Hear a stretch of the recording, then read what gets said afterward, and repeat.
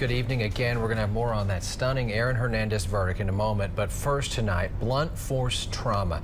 That's what investigators said led to the deaths of two little girls in Greene County, where Erik Jones Jr. appeared in a preliminary hearing today on charges placed against him in December.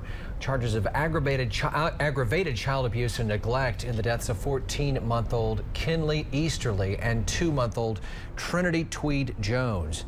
Allie Hines was in the courtroom and heard detailed testimony from some who were the first on that terrible scene that day. Allie? Guys, today there were lots of tears in the courtroom. The girl's mother, Kendra Tweed, sat in the audience listening to testimonies from law enforcement officers and investigators about the death of her two daughters. I had been hoping Kinsley wasn't dead, but I was too high and freaking out.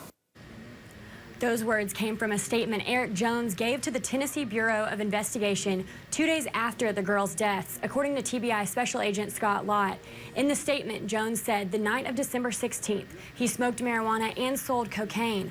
According to the statement, later that night, he found Kinsley with no pulse, but didn't call for help because he was high. 911 was called in the morning. A Greenville police officer also testified that when he arrived to the home, a 3-year-old was also there in good condition. So I took her to the next room and I said, you know what, it's going to be okay.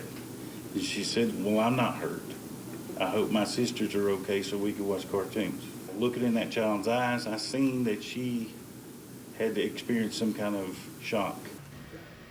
Both Kinsley and her sister Trinity were pronounced dead on arrival at the hospital.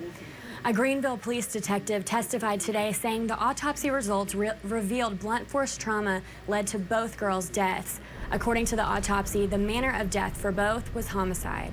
Allie Hines in our newsroom. Allie, thank you. The Greene County grand jury is going to hear this case and the charges against Erik Jones, aggravated child abuse and neglect. Jones is scheduled to appear in criminal court coming up on July 31st. And now back to Boston today, where a jury, as you heard at the top of this newscast, has reached a guilty verdict. Yes, the murder trial of former New England Patriots player Aaron Hernandez is finally over.